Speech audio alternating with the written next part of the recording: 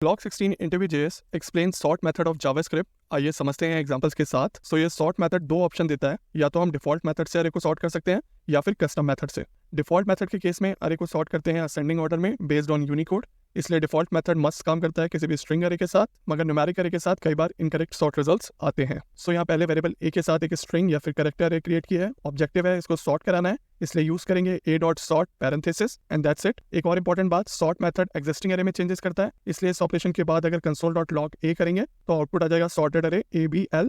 Next variable ए के साथ एक न्यूमेरिक अरे क्रिएट कर लेते हैं, ट्राई करते हैं इसको सॉर्ट करने की using sort method a dot sort parenthesis and variable a को कंसोल डॉट लॉग से प्रिंट करा लिया है एंड आउटपुट आ जाएगा स्टिल अनसॉर्टेड अरे -1 -2 10 11 3 एंड 4। क्या सॉर्ट मेथड को न्यूमेरिक अरे के साथ यूज नहीं कर सकते? आंसर है कर सकते हैं, बट विद कस्टम मेथड। इस कस्टम मेथड के लिए इनसाइड द पैरेंथेसिस एक एरो फंक्शन क्रिएट करा है जिसमें दो वेरिएबल हैं a एंड b एंड ये मेथड रिटर्न कर रहा है a माइनस b को। अब इस कस्टम मेथड का क्या फायदा है? जब सॉर्ट मेथड दो वैल्यूज को कंपेयर करेगा तो ये दोनों वैल्यूज को कंपेयर फंक्शन में भेज देगा एंड सॉर्ट करेगा according to the return value. अब रिटर्न वैल्यू क्या होगी?